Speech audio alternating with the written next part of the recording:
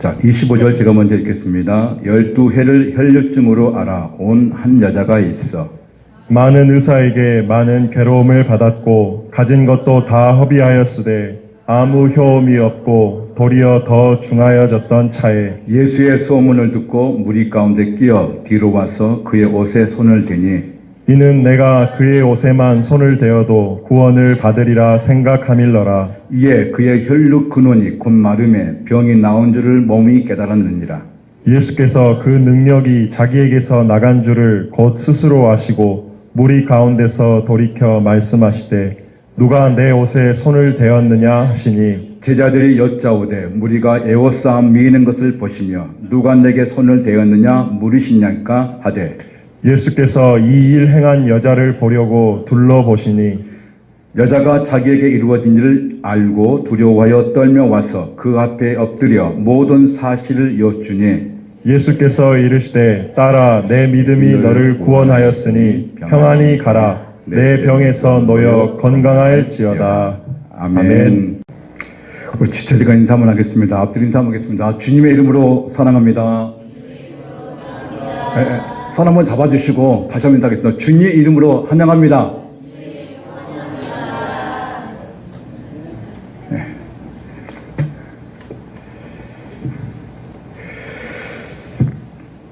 우리는 데릭 레드몬드라는 달리기 선수가 트럭 안에서만 달려가야 하듯이 우리 인생도 트랙이라는 테두리 안에서 살아가고 있습니다. 금메달 후보였던 선수가 자신 앞에 어떤 일이 벌어질지 모른 채 4년 동안 땀과 눈물로 준비했던 올림픽에서 실패와 좌절을 맛보게 됩니다. 아마 우리 인생이 그렇습니다. 그는 끝까지 달리고 싶었지만 끊어진 힘줄 때문에 너무나 고통스러워 울면서 가고 있을 때 아버지가 와서 함께 그 아들을 부둥켜 안고 포기하지 않고 결승전까지 함께 갑니다. 고통스러워하는 아들에게 한 걸음 달려왔던 아버지처럼 우리 아버지이신 하나님께서 힘들게 살아가는 우리 인생 가운데 반드시 함께 하십니다. 여러분 절대로 포기하지 마십시오. 무슨 일이 있어도 절대로 포기하지 마십시오. 여러분은 혼자 인생을 걷는 것이 아니라 우리와 함께 하신 예수님이 여러분과 함께 하실 것을 믿으시길 바랍니다. 본문은 12년 동안 혈류증이라는 심각한 병을 앓고 있는 한 여인이 등장합니다. 당시 혈류증이라는 것은 피의 유출병으로 만성 자궁출혈병으로 율법상으로는 부정한 질병으로 간주되어 있습니다. 이렇게 12년 동안 만성으로 자신의 질병의 문제로 예수님을 만나 치유받는 여인이 이 본문에 나옵니다.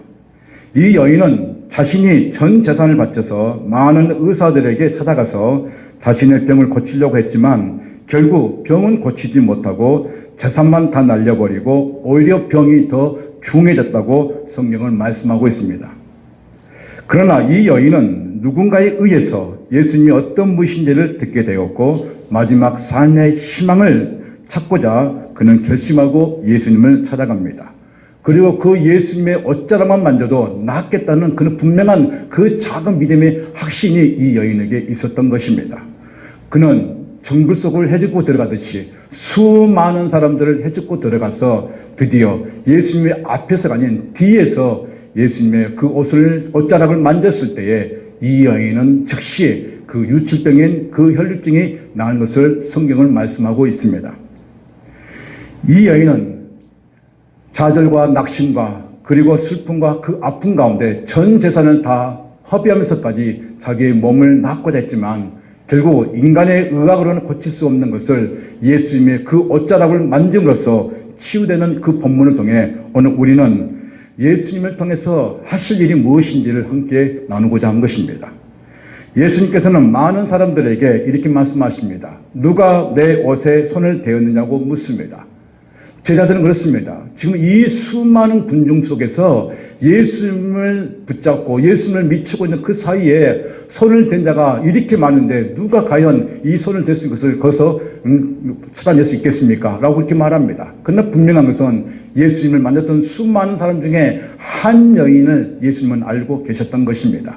그리고 그 여인은 예수님께서 그 여인을 보자 예수님 앞에 그 여인은 무릎을 꿇고 자신이 있었던 그 일들을 다 말할 때 예수님께서는 이렇게 말씀하십니다. 딸아, 내 믿음이 너를 구원하였으니 평안히 가라. 내 병에서 놓여 건강할지어다. 아멘. 이 여인은 이제 예수님의 그 옷자락을 만진 그 순간 혈루증이 다 나았음을 확신했던 것을 보게 됩니다.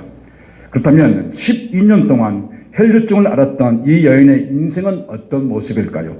5장 25절 26절 같이 읽겠습니다. 시작.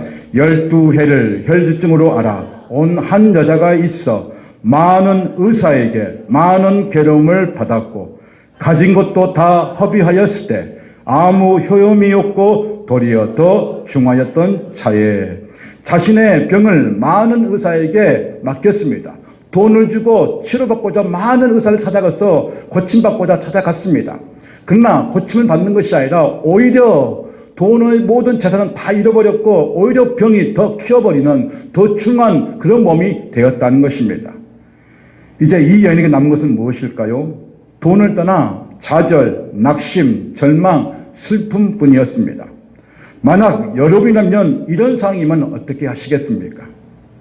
의사에게 가진 재산도 다 허비했고 효과도 보지 못했고 오히려 더 심각해졌다면 어떻게 하시겠습니까?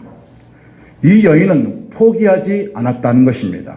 이 여인은 누군가가 들었던 그 예수 믿는 분이 어떤 분인지를 그는 듣고 그는 즉시 예수님을 만나서 이 예수님의 옷자락을 만져도 나을 것이라는 그 작은 믿음의 확신과 그리고 그 작은 희망을 갖고 예수님을 찾아갔습니다.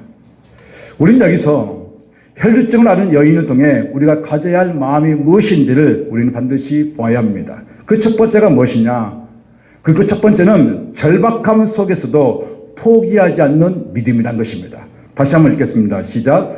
절박함 속에서도 포기하지 않는 믿음입니다. 이 여인은 12년 동안 혈루증으로 고통받았고 의사와 그리고 재산을 의지했지만 아무 소용이 없었습니다.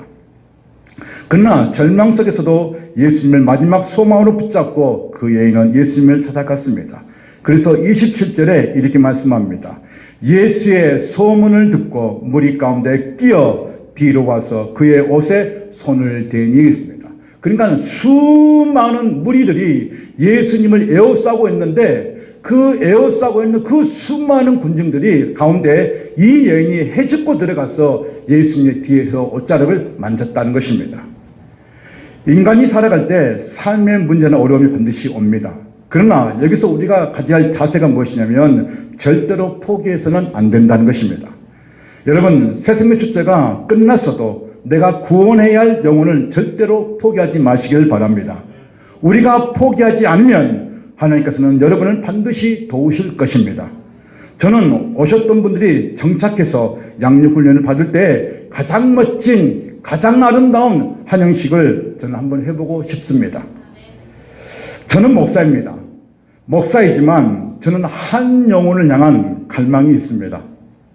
그것은 반드시 그 영혼이 예수 그리스도를 믿어서 그리고 주님과 함께 그 아름다운 곳에 거했으면 하는 그런 바람이 저희는 너무나 간절합니다. 저는 어제 당뇨약을 타기 위해서 제가 항상 가고 있는 그 병원에 갔습니다. 근데 제가 전도하려고 하는 한 분이 계신데 그분이 간호사입니다. 근데 제가 이제 딱 도착하자마자 항상 제가 갈 때마다 참 감사한 것은 사람이 없다는 것입니다. 그래서 우리가 준비했던 그 꽃 있잖아요. 장미꽃. 그 세 송이를 가지고 갔습니다. 그리고 제가 담대하게 딱 줬습니다. 그러면서 한 송이는 내가 자매님을 써줍니다. 한 송이는 그 바로 옆에 있는 간사님들 제가 드린다고 했습니다. 그리고 이 한 송이는 원장님한테 드립니다. 그러겠습니다. 그리고 난 다음에 제가 이제 주고 난 다음에 그 자매님이 볼 때마다, 목사님 볼 때마다 본인 집으로 이 교회 반드시 온다고 했거든요. 그러니까는 미안하니까 목사님 제가 꼭 가려고 하는데요. 제 아버님이 치매가 너무너무 심해서 마침 가려고 할 그때가 치매가 너무 심해가지고 요양병원에서 나올 수밖에 없는 상황이었습니다. 이렇게 말한 것입니다. 그래서 제가 한참 이거 듣고 있었습니다. 듣고 있다가 그렇죠. 그러지라 참말로 힘들지요. 이렇게 말했습니다. 근데 그분이 일을 하고 있는데 마침 필리핀에서 그 오신 세 분의 환자가 이렇게 딱 들어왔습니다. 근데 이 세 분의 환자가 필리핀 분입니다. 여자분입니다. 근데 처음으로 오셨던 것 같아요. 근데 이 두 간호사가 순간 당한 겁니다. 왜냐면 한국말을 이렇게 해야 되는데 이 필리핀 영어로 해야지, 영어로 해야지 하다가 막 안 되는 영어를 계속 구하는데 이분이 잘 듣지 못하는 거예요. 그래서 순간 제가 이 필리핀 언어가 뭔지 아십니까? 따갈로그입니다. 뭔 로그요?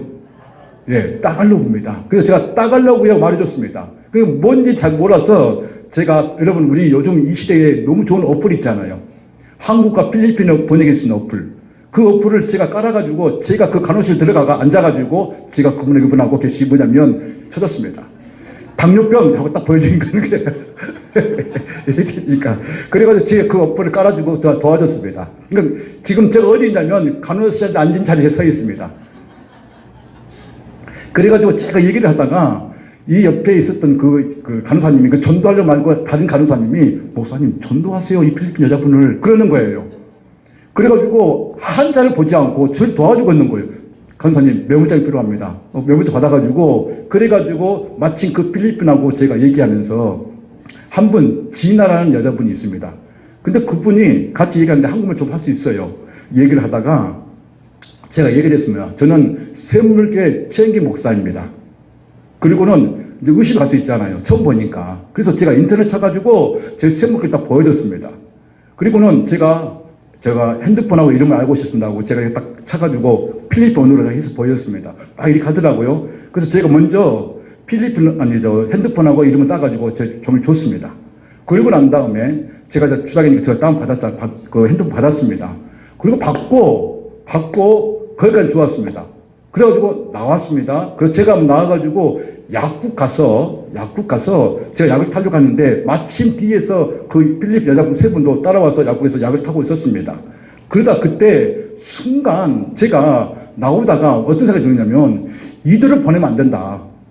이 분명 하나님이 보내주신 것인데 하고 봉고차를 끌고 가다가 그 여자분 세 분이 다리 길러 갈 때 제가 따라가가지고 하이 그러면서 샘물교회 그래가지고 봉고차 세 분이 받아있잖아요. 그래서 보여줬습니다. 그러면서 괜찮다면 내가 문자를 보내서 꼭 교회 데리고 오고 싶다 하고 제가 이제 그렇게 얘기했습니다. 알았다 하더라고요. 그리고 저희가 저녁쯤 되에 문자를 보냈습니다. 그 진아라는 그 여자분한테. 그리고 시간이 되시냐면 내일 주일인데 11시 예배에 오셨으면 좋겠습니다 하고 여러분 필리핀 그 언어로 번역해가지고 복사해가지고 문자를 보냈습니다. 그러니까는 답장이 뭐였을까요? 네? 답장이 뭐였을까요? 노였을까? 예스였을까요? 어떻게 그렇게 잘하십니까? 예스입니다. 그래서 제가 다시 보내가지고 그럼 10시 10분까지 그 약국에서 만났던 그 장소로 나오십시오. 예스일까요? 노일까요? 나왔습니다. 그리고 오늘 나왔습니다.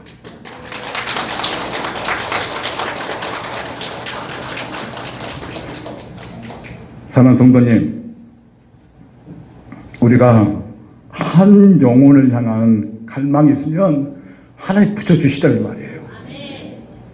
한 영혼을 사랑하는 마음이 있으면 하나님께서 반드시 그 사람을 붙여주시다는 말이에요.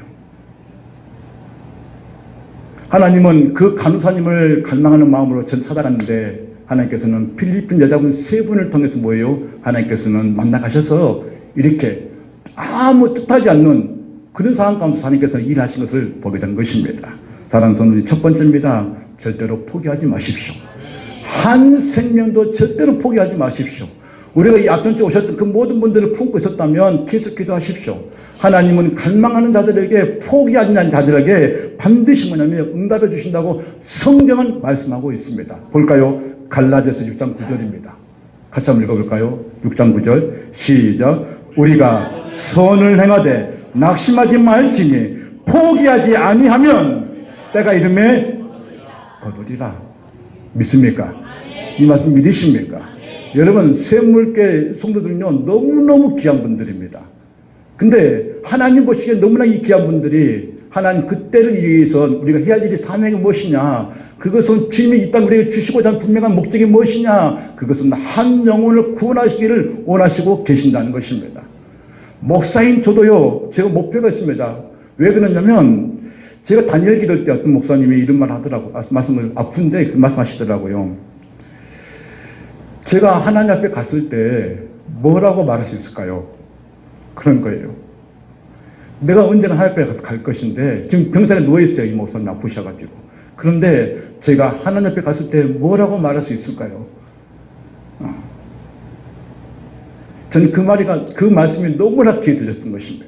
여러분이 언젠가 하나님 앞에 갈 것인데, 여러분 하나님 앞에 뭐라고 말씀하시겠습니까?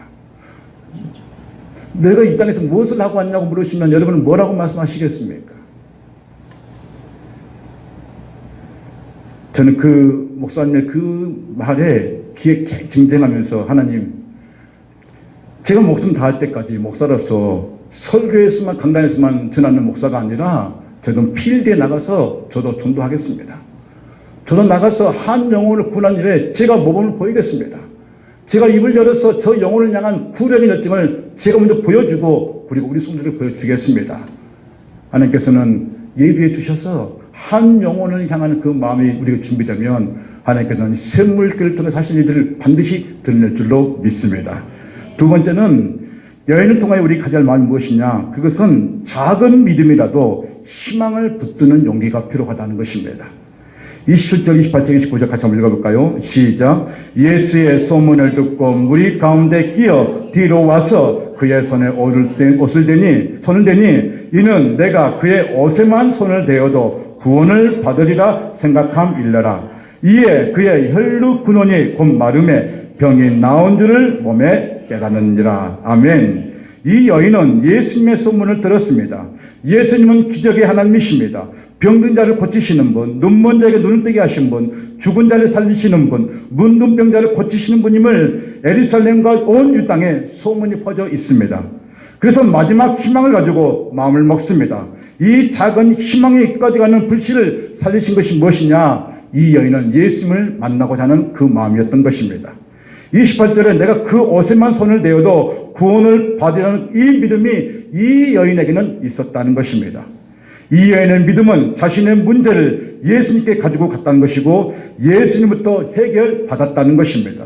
여러분, 어떤 분은 직장에서 어려운 점 그리고 취업 때문에 고민하신 분이 있습니다. 어떤 분은 가정의 질병 때문에 걱정되신 분들도 있습니다. 또 어떤 분들은 경제적인 문제로 염려와 근심 속에 살아가신 분도 있습니다. 우리가 하는 일이 생각보다 잘 안 되거나 여러 가지 일이 꼬여서 잘 안 풀릴 때 하나님을 믿는 믿음이 너무나 힘들어 사역이나 교회 일을 내려놓고 싶은 마음이 들 때가 있을 것입니다. 그래도 절대로 자신의 신앙과 믿음을 포기하지 마시기를 간절히 원합니다. 흔들린 것은 내 감정이고 내 느낌이지 하나님 뜻은 아닙니다. 내 감정이나 내 감정에 사로잡혀 살면 절대로 그 어둠에서 헤어나올 수 없습니다. 빠져나올 수가 없습니다. 하나님의 말씀이 나로 사로잡아야지 내 감정이 내 느낌이 사로잡아버리면 하나님의 말씀이 들려지지 않는다는 것입니다. 여러분, 우리가 다니엘 기도 시간에 20일 동안 제가 계속 영상을 보면서 그 사람의 헌금의 통해서 나올 때 그 영상 중에 나온 건 뭐였냐면 그 아프신 분들이 공통점이 뭐였냐면 하나님께서 반드시 치유해 주실 것이라는 작은 희망과 소망을 그 믿음을 버리지 않았다는 것입니다. 그만큼 우리는 연약한 존재인 것을 우리는 그 영상을 통해서 우리 자신을 통해서 우리는 깨달을 때가 많습니다. 사랑하는 성도님, 정말 우리가 예수 믿는 신자라면 그리고 오늘 새로 오신 분이 계신다면 포기하지 마시고 내 삶의 주인 그리고 내가 살아야 할 소망이 예수님께 있음을 믿고 사시기를 간절히 원합니다. 진정한 소망, 진정한 행복이 뭔지 어딘지 아십니까? 그것은 예수 그리스도 안에 있는 것입니다. 세 번째입니다. 여인을 통하여 우리가 가져야 할 마음이 무엇이냐? 예수님만이 해결자라는 절대적인 믿음이 필요하다는 것입니다. 본문에서 가장 중요한 사실은 이 여인은 인간이 고칠 수 없는 불치병이라고 생각하는 자신의 문제를 가지고 예수님을 찾아갔다는 것입니다. 인간 편에 보았을 때는 너무나 심각한 병이지만 예수님 편에 봤을 때는 그 문제가 그 병이 아무런 문제가 아니라는 것입니다. 그래서 5장 29절에 이에 그의 혈루의 근원이 곧 마름에 병이 나온 줄을 몸에서 깨달으니라 그랬습니다. 그러니까 예수님이 옷자로 만져도 그 여인은 이미 나음을 받았다는 것입니다. 인간이 할 수 없는 것을 예수께서는 다 하실 수 있습니다. 12년 동안 혈육 줄 아는 여인은 예수님의 옷자만 만져도 나을 것이라는 확신을 가졌습니다. 이 믿음은 단순한 희망이 아니라 예수님을 절대자이시고 그리고 절대자의 그 권능과 능력을 신뢰하는 믿음이 있었다는 것입니다. 우리가 가져야 할 마음의 확신이 있다면 절대자는 예수님을 찾기를 간절히 원합니다.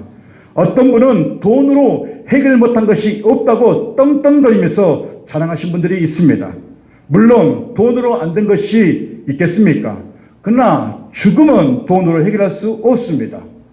우리나라에서 가장 큰 재벌이신 현대그룹 정주영 회장, 삼성그룹 이건희 회장, LG그룹 구본부 회장, 자신이 가지고 있는 자산이 얼마입니까?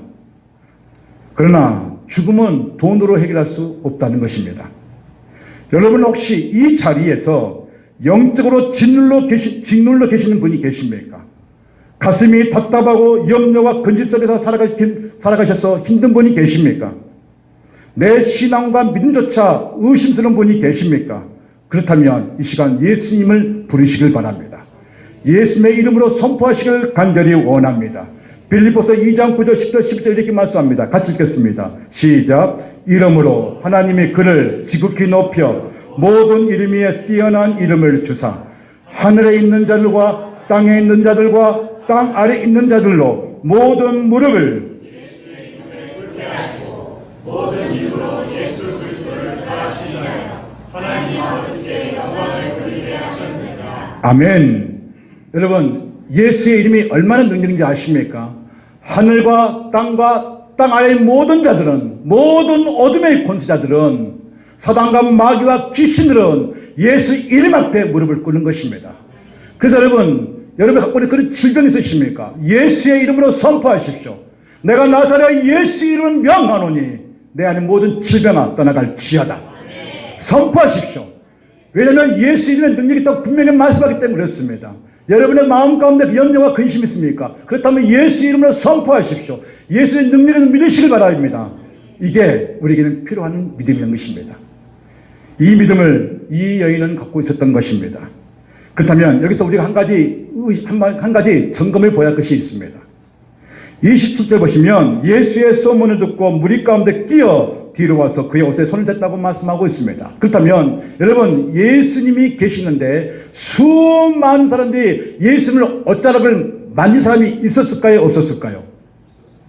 있었습니까? 없었습니까? 있었습니다. 근데 성경은 그 수많은 사람 중에 한 여인을 드러내고 있다는 것입니다. 다시 말해서 여러분 예수님을 만지는 스쳐 지나가는 그들 믿음이 아니라는 것입니다. 이 여인에게는 스쳐 지나가는 믿음이 아니라 절대적인 믿음이 있었다는 것입니다. 내가 이 예수님의 손에 옷자락을 만지면 내가 낫겠다는 그 믿음이 있었다는 것입니다. 여러분에게 그 믿음이 필요한 거예요. 그냥 스쳐 지나가는 만지면 낫겠지 그런 믿음이 아니라 그 마음의 확신, 믿음의 확신이 있어야 된다는 것입니다. 만지면 낫는다는 그 믿음이 저와 여러분에게 필요하다는 것입니다. 우리 선물계 안에도 얼마나 많습니까? 아프신 분들 얼마나 많습니까? 그러나 그 아프신 그 질병의 그 노인만 것을 내버려 두지 마시고 선포하시기 바랍니다. 여러분에게 스쳐 지나가는 믿음이 되지 않기를 간절히 원합니다. 절대적인 믿음, 확신이 있기를 간절히 원합니다. 그래서 예수님께서는 계속 말씀한 것이 뭐냐면 나를 믿느냐, 나를 믿느냐, 나를 믿느냐고 계속 말씀하고 있는 겁니다. 볼까요? 요한복음 20장 19절부터 같이 읽겠습니다. 시작. 예수께서 이르시되 너는 나를 본고로 믿느냐, 보지 못하고 믿는 자들은 복되도다 하시니라. 예수께서 이르시되 나는 부활이요 생명이니 나를 믿는 자는 죽어도 살겠고 무릇 살아서 나를 믿는 자는 영원히 죽지 아니하리니 이것을 내가 믿느냐. 예수께서 그들이 그 사람을 쫓아냈다 하는 말을 들으셨더니 그를 만나사 이르시되 내가 인자를 믿는다고 묻고 있는 것입니다. 지금 여러분이 예수께 묻고 있습니다. 내가 나를 믿느냐고 지금 묻고 있을 때 여러분 뭐라고 대답하시겠습니까? 네, 믿습니다. 저는 예수는 나의 구원자, 나의 하나님 절대적으로 믿습니다. 그 믿음이 이 선물간에 있어야 된다는 것입니다.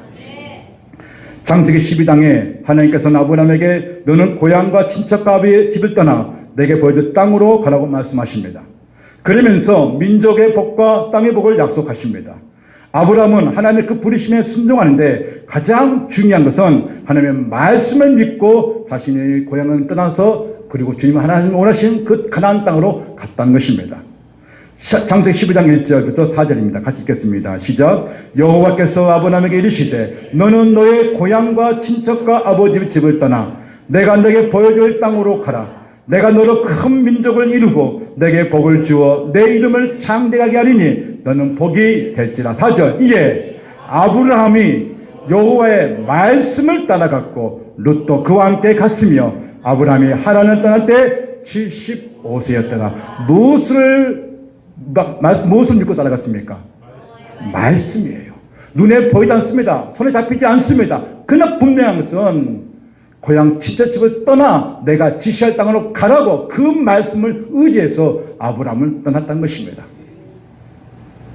여러분, 우리에게는 믿음이 필요합니다. 우리에게는 믿음이라는 것은 너무너무 중요합니다.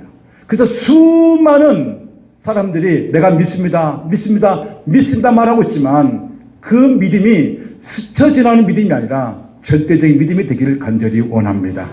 자, 예수님께서는 누가 내 옷에 손을 댔냐고 말씀을 한 것을 보게 됩니다. 같이 한번 읽겠습니다. 5장 30절입니다. 시작. 예수께서 그 능력이 자기에게서 나간 줄을 곧 스스로 아시고 무리 가운데 돌이켜 말씀하시되 누가 내 옷에 손을 대었느냐 하시니. 아멘. 예수님께서 자신의 옷을 만지신 사람들이 한둘이 아닐 텐데 수많은 사람 중에 왜 예수님은 몸을 돌이켜서 누가 내 옷에 손을 대었냐고 물어보셨을까입니다. 예수님은 많은 사람들이 미치는 상황 속에서 단지 물리적인 접촉이 아닌 믿음을 동반한 접촉을 구별하셨다는 것입니다. 믿음을 동반한 접촉을 예수님께서는 구별하셔서 수많은 사람들의 만지는 그 믿음이 아닌 갈망하는 그 믿음을 예수님께서는 보셨다는 것입니다. 예수님께서는 왜 제자들과 무리를 향하여 누가 내 옷을 손댔냐고 물어보셨을까요? 그것은 예수님을 통해서 병이 낫는다는 것을 수많은 사람들에게 다시 한번 보여주시기 위해서 확신시켜 주시기 위해서 예수님께서는 이 질문을 던지신 것입니다. 이 여인의 신앙은 처음에는 절대 이기지 않았습니다. 왜냐하면 자신이 가지고 있는 전 재산을 통해 인간에게 병을 고쳐보려고 했지만 전 재산을 자신의 병 고치는데 다 써버렸고 더 큰 문제는 이 병이 더 중해졌다는 것입니다. 어떤 분들이 예수님을 믿고 난 후 간증을 할 때 나의 신앙생활을 이렇게 했습니다고 한 번쯤은 들어보셨을 것입니다. 신앙이라는 것은 하나님을 바라보는 행위를 신앙이라는 것입니다. 뭐라고요? 하나님을 바라보는 신앙을 뭐라고 한다고요? 행위를 신앙이라는 것입니다. 자신의 신앙을 간증할 때 자신의 인생에서 자신이 하나님을 바라볼 때 어떤 역사가 일어난지를 말하는 것이 신앙에 대한 간증입니다. 그러면 우리에게 그리스도인의 믿음이란 무엇일까요? 그리스도의 믿음, 그것은 정의를 낸다면 두 가지가 있습니다. 첫 번째, 그리스도의 믿음, 내가 믿는 하나님, 내가 믿습니다 하는 그 믿음, 그리스도의 믿음이 무엇이냐, 뭘 믿는 것이냐. 그 첫 번째는 예수 그리스도 안에서 예수께서 말씀하신 약속을 믿는 것입니다. 뭐라고요? 말씀하신 것을, 그 약속을 뭐예요? 믿는 것입니다. 두 번째는요, 예수 그리스도 안에서 예수께서 행하신 일들을 믿는 것을 믿음이라는 것입니다. 그러니까 약속과 행하신 일을 믿는 것을 뭐라고 한다고요? 믿음이라는 것입니다. 하나님의 약속이 무엇입니까? 세상 일에 두려워한 자들에게, 염려하는 자들에게 내가 너를 구원했다. 강하고 담대하라. 두려워하지 말라. 내가 너와 함께하겠다 하는 그 약속을 믿는 것입니다. 그러면 예수님이 하신 일이 약속이 무엇일까요? 일들이 무엇이겠습니까? 그것은 마태복음 8장에 나병 환자가 예수님께 와서 저를 깨끗게 하실 수 있습니다라고 말합니다. 그때 예수님께서 손을 내밀어서 내가 원하노니 깨끗함을 받으라 할 때 그 깨끗함을 받았던 그 믿음이 이 나병 환자를 치료했던 것입니다. 그러므로 예수님이 행하신 일, 죽은 자, 그리고 눈먼 자, 그리고 앉은 병의 모든 것을 치료하시는 그 속에 기록된 것을 믿는 것이 뭐냐면 믿음이라는 것입니다. 그렇다면 여러분, 우리에게 질병이나 정신적인 모든 문제를 치료하실까요? 못 하실까요? 치료하십니다, 여러분. 여러분, 치료하십니다.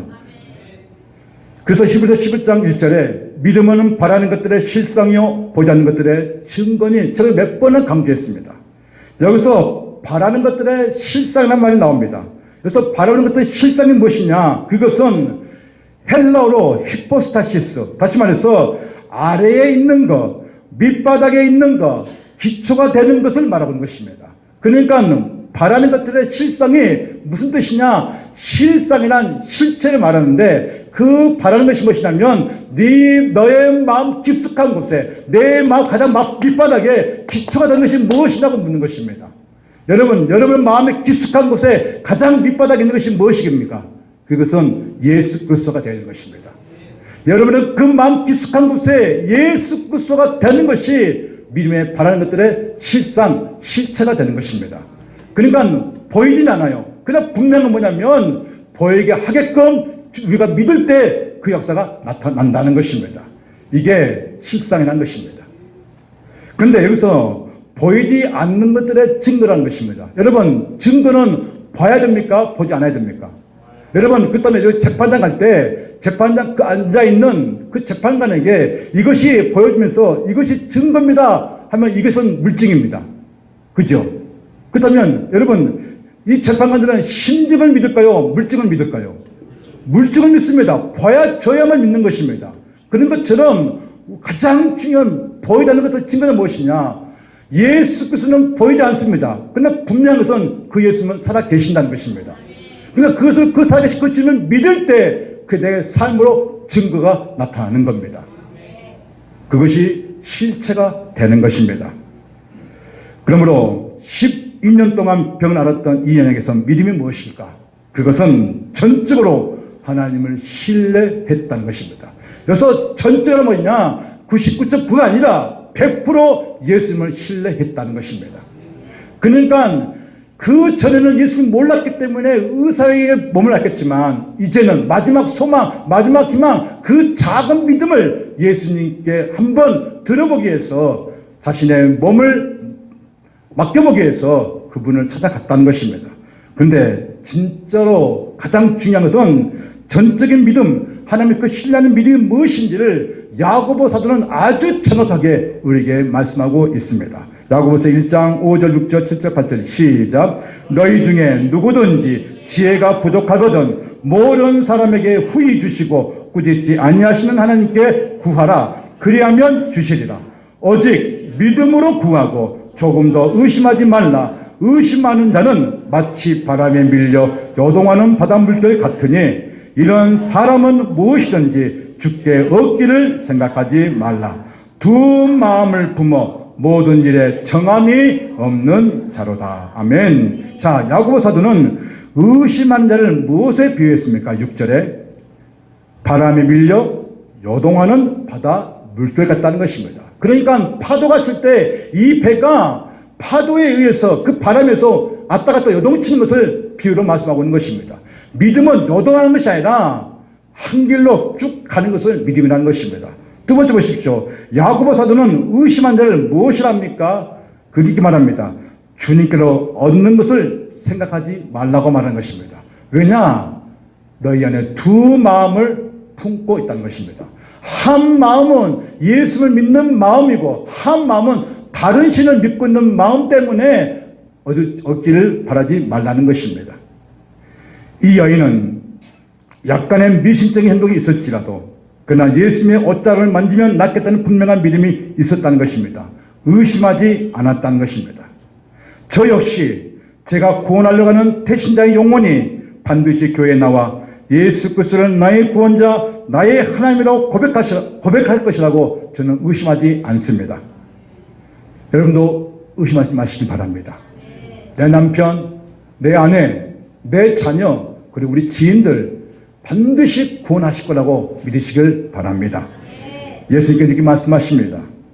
따라 내 믿음이 너를 구원하였으니 평안히 가라.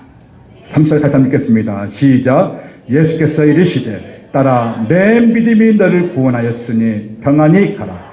내 병에서 놓여 건강할지어다. 예수님께서는 이 여인이 자신 앞에 머리를 숙이고 모든 사실을 말할 때에 예수님께서는 이렇게 말씀하십니다. 따라 내 믿음이 너를 구원하였으니 평안히 가라. 내 병에서 놓여 건강할지어다. 여러분, 혈류증 앓는 여인은 지병을 고침받은 것은 순수한 자신의 믿음입니다. 이 여인은 의사를 통하여 고칠 수 없는 판단을 내렸고 자신의 병은 인간의 의학으로는 안 된다는 그런 삶을 살았던 사람입니다. 그러나 구원자 되신 예수 그리스도를 믿음으로 말미암아 이 여인은 병에서 고침을 받았습니다. 그러므로 오늘 우리가 가져야 할 자세가 무엇일까요? 그것은 포기하지 않으면 때가 이름에 거둔다는 것입니다. 다시 한번 갈라디아서 6장 9절 다시 한번 읽겠습니다. 시작. 우리가 선을 행하되 낙심하지 말지니 포기하지 아니하면 때가 이름에 거두리라. 여러분 이 말씀 믿으십니까? 여러분 이 한 주간에 어떤 것에 포기하지 않으시렵니까? 첫 번째는 배신자를 전도하는데 끝까지 포기하지 마시길 바랍니다. 두 번째는 믿음을 포기하지 마시길 바랍니다. 스쳐 지나가는 믿음을 갖지 마시길 바랍니다. 수많은 사람들이 예수를 만졌지만 취입하는 것은 아닙니다.